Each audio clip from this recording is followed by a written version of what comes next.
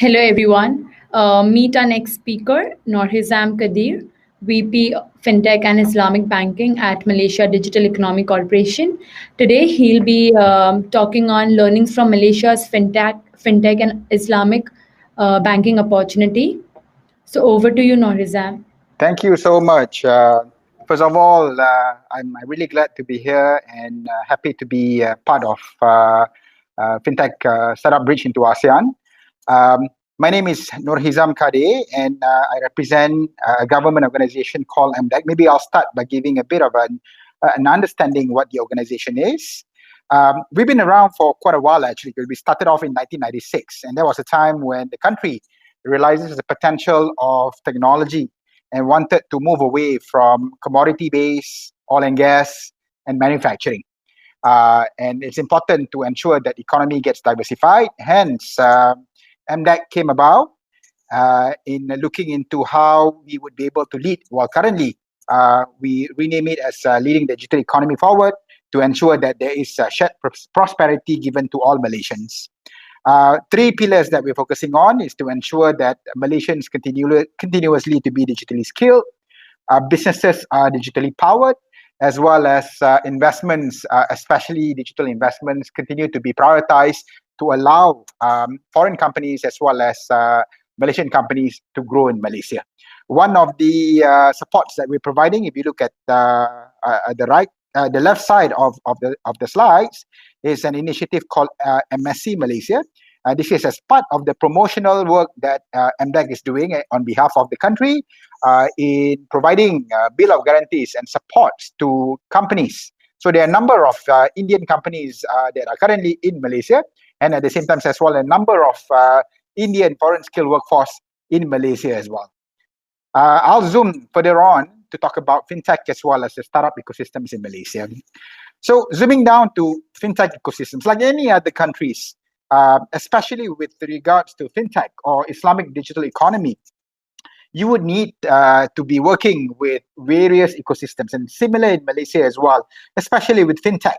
The involvement of regulatory and policymakers would have to be, cannot be discounted completely, right?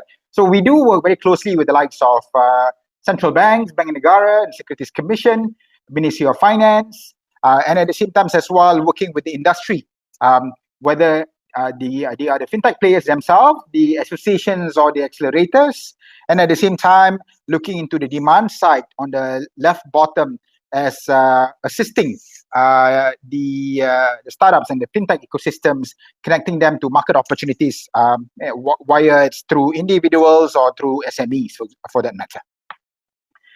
Some of the startups that have direct engagements with MDEC, and if you I don't want to go through any of them, and you probably are familiar with some names of these companies. And one thing that you notice that it consists of both local and foreign companies, yeah. And Malaysia continues to be doing that because we realize that as a small market and 30 million people as compared to 1.6 billion in India, right?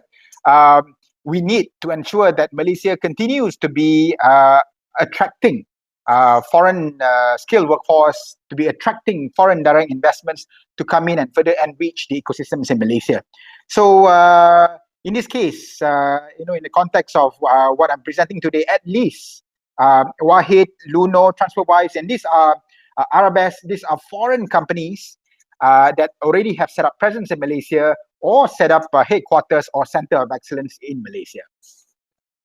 But then if you were to crack it and looking into where exactly are the opportunities, this is from FinTech News Report that was published end of last year. We haven't got the current numbers as yet, but there should be some changes. 2020 is an interesting year. Payments and wallets are very much dominating the landscape of fintech in Malaysia, but there's also other sectors, the likes of insurtech, AI, big data are creeping and gaining momentum as well. Islamic Fintech has 3%. It's still a small, significant. It's pretty significant, right? Still small, but we do see huge momentum and we do see huge opportunities. And what we have seen in 2020 in Malaysia, other companies that are offering non-Islamic conventional solutions are now getting into the Islamic space, especially in partnerships with Islamic banks and Islamic financial institutions. A bit snapshot on where Malaysia is from leadership standpoint, right? My discussions with World Bank, and World Bank always regards us as a developed market because of high bank population. So fintech is usually targeting these unbanked markets. Although we are, high bank populations, 95% Malaysians have deposit accounts, and the government has been very progressive in terms of introducing various regulations, allowing opportunities for people to be opening up deposit accounts even at the earlier stage of livelihood. Right, a lot of investments platforms, unit trusts, mutual funds. Malaysia is the first country in South Asia that have introduced and regulated ECF and P2P. And when it comes to Islamic economy leadership, constantly being ranked number one in global Islamic economy index. There are still gaps, and that gaps comes from underserved community. Although these people have deposit accounts, they do have bank accounts, but generally, a large chunk of the populations are still having difficulties of understanding financial knowledge. And that leads to not being able to partake in digital financial services. Budget planning, and this is quite disheartening actually, especially in the current COVID-19 situation. How would they be able to sustain themselves in the future, to have better budget planning, to have better future planning? And they can't do that if only 17% of Malaysians have life insurance, right? And the other thing, when it comes to future sustainability, a lot of businesses in Malaysia, 98% of businesses in Malaysia are SMEs, especially those micro and nano SMEs.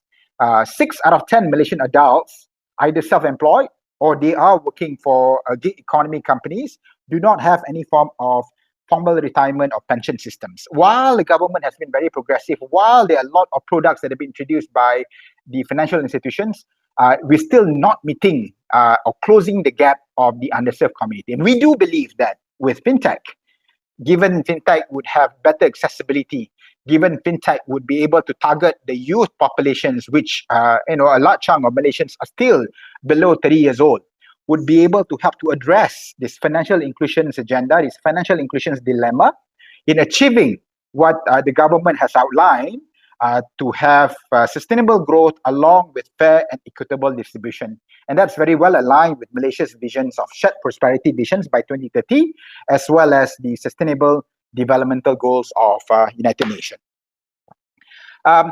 Again, Malaysia, as I mentioned, small market, 30 million people. In order for fintech companies or any tech companies to grow, they have to look at opportunities abroad. And zoom it down to Islamic economy, huge Islamic opportunities actually. 2.2 billion Muslims by 2030. Right, I think it's probably one of the fastest growing populations, if not the fastest growing populations in the world. And digital connectivity are continuously improving. I mean, Malaysia is a great progressive Muslim country where it has 85% broadband connectivity across the country. And smartphone ownerships has exceeded 85% right now, right? So there is a huge increasing affluence market among Muslim countries. And GDP per capita in Muslim countries right now at 4.3% CAGR to 2024, much higher than the global average of 3.6%. Of course, these numbers will need to be revised because of COVID-19. And there's growing investments interest as well. And in last year, 2018 actually, 1.2 billion PEVC investments. Still small, but the growth amount of investments at 390, almost 400% year on year is still, it's a new milestone altogether. So we coined a strategy called 50-50-50, opportunities in emerging Islamic market, right? Countries that have 50%, more than 50% Muslim population, more than 50% internet penetrations, and more than 50% unbanked. How would we be able to take Malaysian companies, Malaysian fintech companies, Malaysian-based fintech companies to get into markets like Bangladesh, Indonesia, Pakistan, Nigeria, and Senegal? And I'll share later on the strategies and the executions and how we go about entering into this 50-50-50 markets. Another slide before we get into the strategies. Malaysia for Islamic Fintech. Why Malaysia for Islamic Fintech? Malaysia has strong potential. I mean, already a leader in Islamic finance. The chart on the right is a report that is done annually by Dinar Standard, a New York-based research company that ranks Islamic economy, and Malaysia continuously to be on the top when it comes to overall Islamic economy, and majority of the other ranking in various sectors would rank Malaysia at least in the top 5, right? So Malaysia also the country that has developed a lot of robust standards, halal ecosystems that gives Malaysia that edge in becoming a test bed before it's being taken out to other Muslim countries. And competitive talent and domain expertise, universities. We've been having courses in Islamic finance, undergraduates, master's degrees in Islamic finance for many years, and that have churned out a number of talents into the space. Shifting it to the Islamic fintech, hot sectors for growth. We believe that taking onto the opportunities that are in the general fintech, the P2P finance, there's a large chunk of Muslim populations that are in need of microfinancing. Indonesia is a great example. That is a good hot button. Takatech, takaful means insurance actually in Arabic, right? Another opportunities as well, because there's a lot of underserved or unbanked populations that have not gotten any form of financial services before, right? How do you digitalize social finances, the zakat, the wakaf opportunities, and then AI-based trade and investment platform, robo-advisors, and Wahid Invest is a great example of robo-advisors that have come and set up presence in Malaysia. Okay, switching to MDEC. Again, I want to share in the next 3-4 slides exactly what are the key strategies and the programs and initiatives that we are running in MDEC for Malaysian companies as well as foreign companies, so that you'll be able to partake and participate in initiatives that we do. Number one, how do we strengthen that Malaysia's fintech propositions, right? We do have a space called Orbit, and I'll share some examples and some photos later on. An initiative, of course, we would have to work with the regulators. BNM is Bank Negara Malaysia, called Fintech Booster, and I'll share a bit more later on. And we run incubators, and current incubators programs that we're doing is with United Nations Capital Development Fund in focusing on financial inclusions as well as Islamic fintech solutions. Yeah, and globalizing Malaysian fintech. Again, as I mentioned, how do we ensure that the solutions developed in Malaysia would then be able to be exported out, especially to the 50-50-50 markets? We won't be able to knock on doors of these countries on our own, hence the partnerships that we have with the likes of UNCDF as well as Islamic Development Bank. And last but not least is to ensure that in Malaysia, this digital financial services gets adopted, right? So fintech companies would then be able to test bed their solutions in Malaysia through a program called eBerkat. And I'll share a bit more details on that. All right, so getting to the first strategy. This is Orbit. It's a 19,000 square feet of space, and perhaps you probably be familiar with Dubai, Fintech Hive, or London Level 29. This is Malaysia's answer to that, right? And we don't do it on our own. We have to work with various partners, and in this case, we work with regulators as well as the industries. And these are some of the partners that we're working with, where they have their setup, their showcase, as well as running programs and initiative for startups in Malaysia. I want to share this actually. If there were to be any interest of startups in India getting into Malaysia, we introduced a program called Malaysia Tech Entrepreneurs Program. And this is not the only visa programs that we run, but this is probably the one very famous for early stage startups, founders who are looking into expanding into South Asia, right? So they can use Malaysia as a base. You can visit www.mtech.my, and if you can see here, top 6 nationalities are India, right? And a lot of Indians come to Malaysia because they see Malaysia, maybe because of commonalities, maybe because of cultural similarities, for them to be setting up base in Malaysia before they expand out into Southeast Asia. We have a program that we kicked off mid of this year actually. This is an interesting example of government agency like MDEC pivoting our approach to the industry. This is a program that we are running together with the Central Bank of Malaysia in helping to increase capacity building of fintech companies, focusing on 3 pillars. And with fintech, definitely it's all about regulatory understanding, regulatory, legal, and compliance. We kicked off the first pillar in July this year, partnering up with the partners that you can see. There's 6 partners that we have right now, including the likes of PwC to provide advisory, 3 legal firms, as well as 2 Islamic Sharia compliance advisors, right?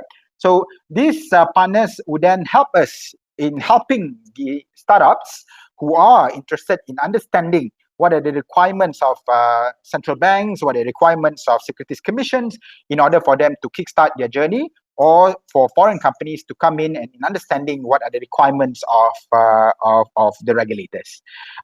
Starting Q1 next year, we're also going to be partnering up with corporations. We're going to be partnering up with accelerators in providing market access opportunities, POCs, as well as sharpening and refining the business models of the startups. And last but not least, it's going to be Q1 next year as well, a technology pillar where we provide opportunities for startups to be integrating perhaps APIs or data integrations or any other technologies that are being provided by technology players out there in helping the startups to be able to increase their capacity and increase their strength even more, right? So do visit www.fintechbooster.com.my. You can register yourself and then look out for sessions, whether it's public and private sessions that we organize together with our partners as well as Bank Negara.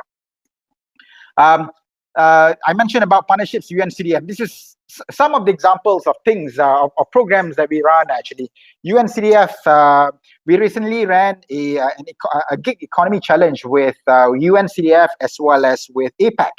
Malaysia this year is hosting the first virtual APAC conference, right, of which top 10 finalists were selected from various countries, including one fintech startup from India.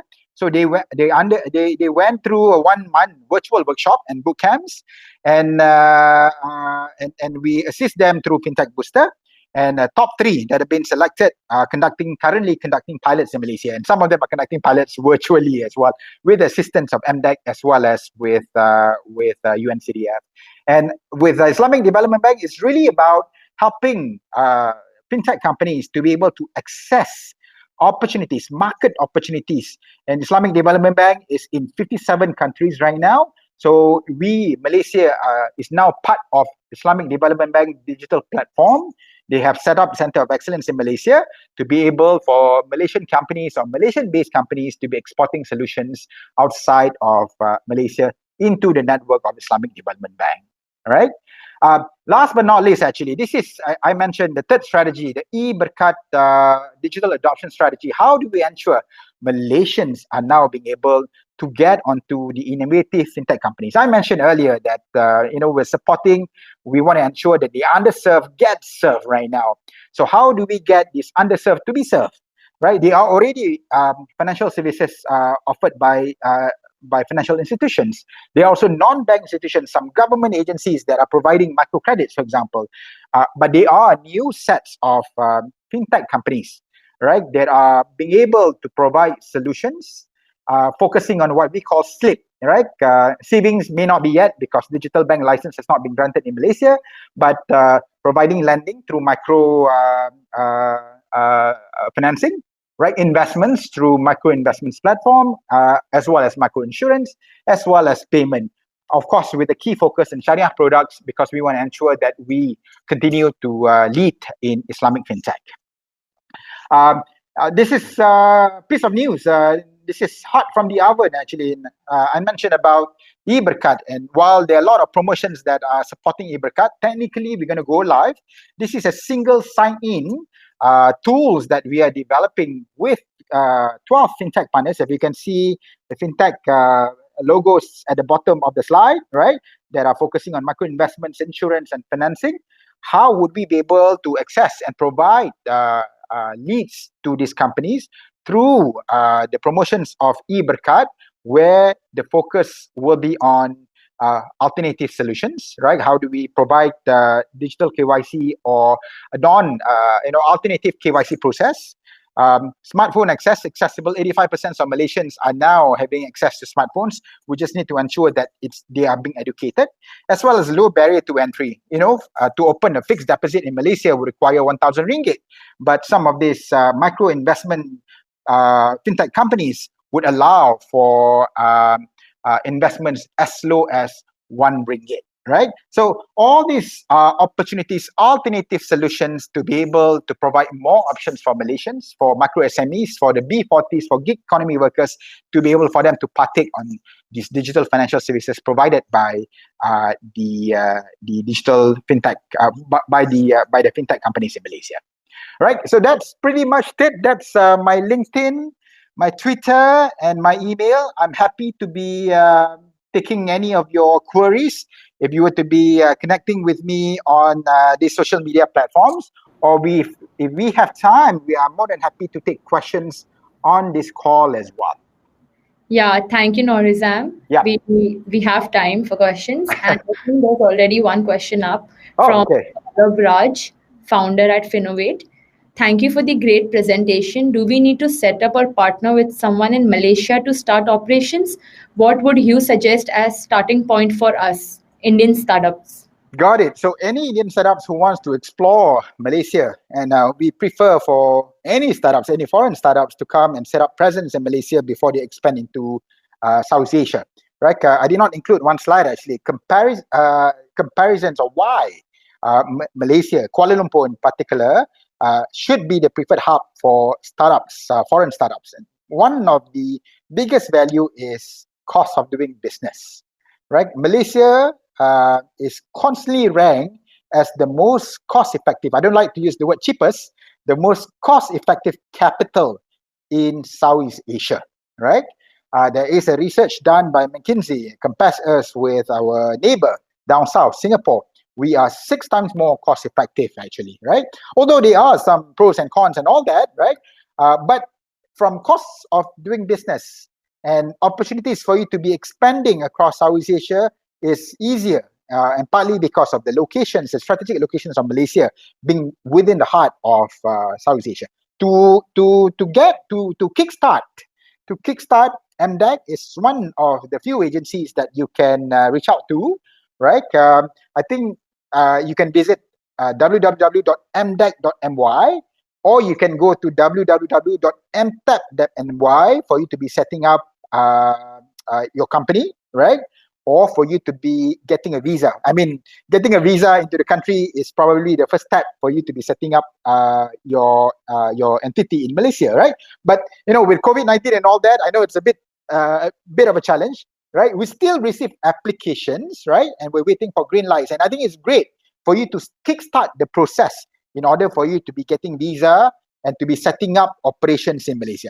And in Malaysia, I think very, very few countries, if I'm not mistaken, with exceptions of only Singapore and Malaysia, I'm not sure of any other countries, but I'm quite sure these 2 countries are the only 2 countries in Southeast Asia that allows 100% foreign ownerships, which means that you don't need to partner up with any Malaysian companies. Okay. So any other question? Okay, I can see someone raising their hand. Okay, there's a question. Brilliant. Thank you, Saurav.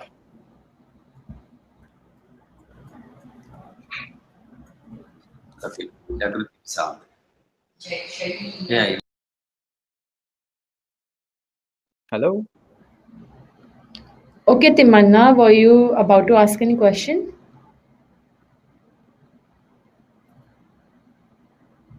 I think he lost his connection. Okay, any other questions? You all can post it over here on the question tab.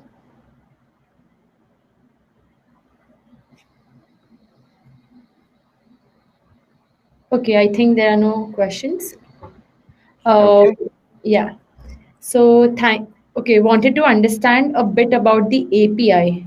Okay. We haven't launched that pillar as yet, but we already work with various financial institutions, and the most recent one were with a couple of banks, where we open up together with the banks actually opportunities for the banks to be releasing APIs. And recently as well with a telco, and Axiata is one of the biggest telcos in Malaysia, right? And I do believe that they own one of the telcos in India as well. I can't remember what's it called. Maybe a minor shareholder. Um, Releasing APIs in order for startups to be able to ride onto their APIs or integrate their APIs into their solutions. For example, direct billings. For example, APIs for the e-wallets that are offered by the telcos. What will be delivered via Fintech Booster? Regard Fintech Booster as a dance floor, right? And we're already doing that with the first pillar, which is regulatory and compliance. So coming to the second and third pillar, it will be a marketplace of APIs offered by various organizations that have APIs for them to share. We already have a pipeline of partners that we're working with that will be published on this official marketplace in Q1 next year when it comes to technology pillar. Okay, I think that's all. One more question, actually. Are there any special requirements for Islamic banking from a technology? It doesn't differ much from the requirements of setting up an Islamic financial institutions, right? And the fact that it is quite a matured industry. The way it works, with central banks as well as securities commissions, they have a set of Sharia compliance advisors that you can work with. And the Sharia compliance advisors are also helping these regulators in terms of setting up guidelines for companies to be approved. Yeah. And I mean, I have to use the example of Microleaps as well as Wahid Invest. This Microleap is a P2P. They offer conventional P2P lending, but at the same time as well, they do offer the lending done based on Sharia compliance. What they need to do is to submit an applications and getting a Sharia compliance advisor to be advising their organizations and having it to be approved by the panel of Sharia compliance advisors of the regulators.